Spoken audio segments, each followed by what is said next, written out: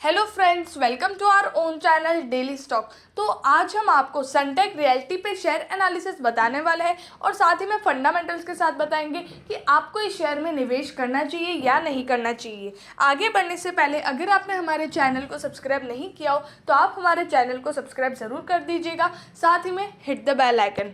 तो सबसे पहले आपको बताते हैं सनटेक रियल्टी लिमिटेड के बारे में। तो ये एक ऐसा बिजनेस है जो रेजिडेंशियल और कमर्शियल प्रॉपर्टी होती है, जो रेजिडेंशियल मतलब बिल्डिंग, उसके बाद बंगलो या घर वगैरह आप ले लो, और साथ ही में जो कमर्शियल प्रॉपर्टी होती है जहाँ पर बिजनेस करते हैं, तो इन सारे प्रॉपर्टीज़ को ये डेवलप करती है, मैनेज करती है और उन्हें डिज़ाइन करती है। तो ये मेन काम है कंपनी का। बात करते हैं कंपनी डेटा की, तो इसका मार्केट कैप है 7,182.11 करोड़ का।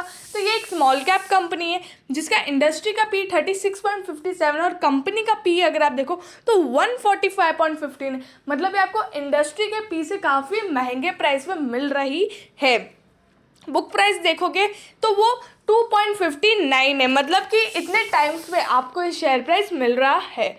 डिलीवरेबल परसेंटेज है 23.33, मतलब इतनी डिलीवरी इस शेयर की उठाई गई है आज के दिन में। इसका बीटा है 0.96, मतलब कि अगर मार्केट 1% ऊपर जाता है तो इसका शेयर प्राइस 0.96 के बीटा से ऊपर जाएगा। अब बात करते हैं फाइनेंशियल ट्रेंड की। तो यहाँ पर रेवेन्यू आप देखें 2018 में तो कंपनी का रेवेन्यू था 897 करोड़ का, 897.38 करोड़ का। तो यहाँ पर कंपनी ने 214 करोड़ का मुनाफा कमाया, जो बहुत ही बढ़िया बात है।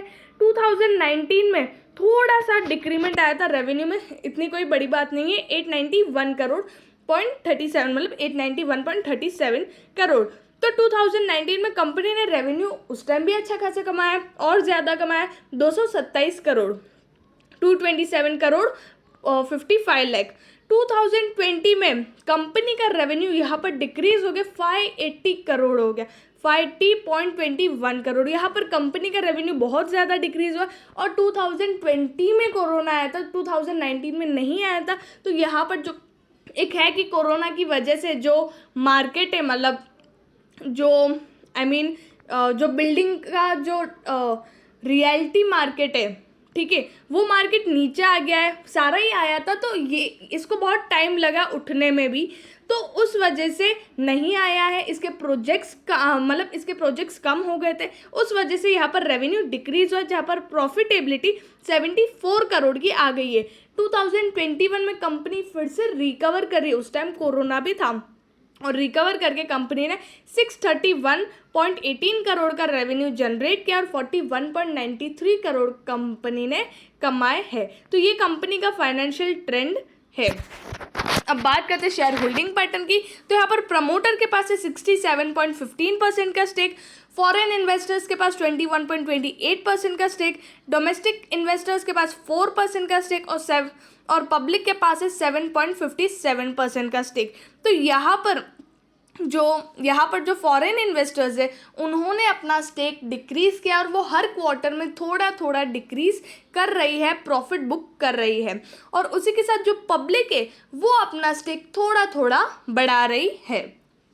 रेवेन्यू स्टेटमेंट की बात करते हैं। अब यहाँ पर दिसंबर में कंपनी का सेल्स था 204 करोड़ का, मार्च में 191 करोड़ का, और जून में कंपनी का सेल्स डिक्रीज हो गया 92 करोड़ पे आ गया है, बहुत ही ज़्यादा डिक्रीज हो गया है। और नेट प्रॉफिट की बात करें तो दिसंबर में 21 करोड़ कमाए थे, 21 करोड़, मार्च में 9 करोड़ और जून में 4 करोड़। तो यहाँ पर कंपनी की प्रॉफिटेबिलिटी और sales quarter on quarter basis पे नीचे आ रही है। एक्सपेंडिचर्स और वो तो ठीक है, हर सेल्स के हिसाब से कंपनी का उस हिसाब से एक्सपेंडिचर है, तो इतनी कोई बड़ी बात नहीं है। तो यहाँ पर रेवेन्यू स्टेटमेंट में एक अच्छी बात नहीं है, क्योंकि हर क्वार्टर में कंपनी इम्प्रूव नहीं कर रही है, कंपनी नीचे ही आ रही है।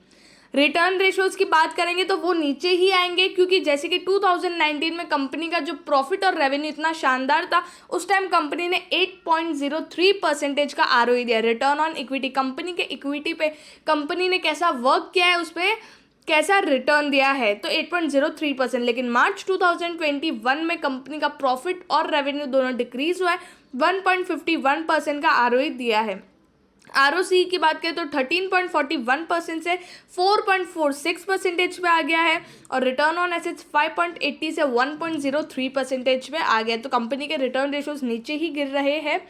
लेवरेज रेशो की बात करें तो यहाँ पर जो डेट इंक्रीज किया था 0.17 से 0.26, तो वो 2021 में कंपनी ने थोड़ा सा डिक्रीज करके 0.24 किया है।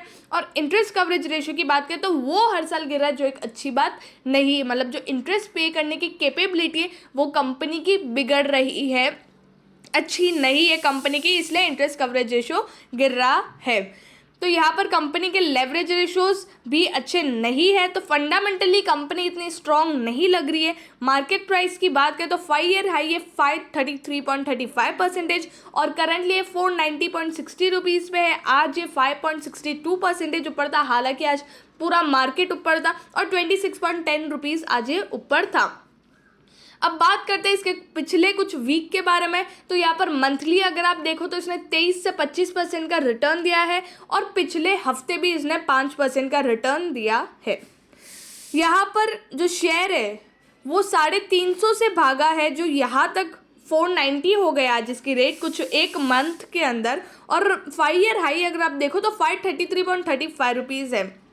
तो हो सकता है ये अपने हाई तक भाग सकता है। तो अगर आपने कम पैसों पे निवेश किया हुआ है तो आप इस शेयर को रहने दीजिए, ठीक है। और अगर मार्केट ऐसे ही उछाल देता है तो आप इस शेयर को स्विंग ट्रेडिंग के लिए ले सकते हैं। लेकिन अगर आपको लॉन्ग टर्म के लिए निवेश करना है तो आपको वेट करना है, क्योंकि जिस तरह से ये भागा है गिरावट आनी ही है। मतलब रोज़ भाग रहा है और रोज़ अच्छा खासा इम्प्रूवमेंट दे रहा है और शेयर प्राइस ऊपर जा रहा है, तो गिरावट आनी ही है। अब हो सकता है 490 से शायद 530 तक भी चला जाए अपने 5 ईयर हाई के पास में, लेकिन उसके बाद से ये गिरेगा ही। तो ये आपको 400 रुपये तक मिल सकता है और उससे भी नीचे आपको, अगर ये यहीं से गिरना स्टार्ट करता है तो आपको 400 से 350 रुपये तक आपको ये शेयर मिल सकता है। तब आप इसमें निवेश करें और फिर से आप स्विंग ट्रेडिंग के लिए इसको ले सकते, पर शेयर आप 100 रुपये इसमें कमा सकते हो। अगर आपको वीडियो अच्छा लगा है तो please like and share and subscribe our channel. Thank you.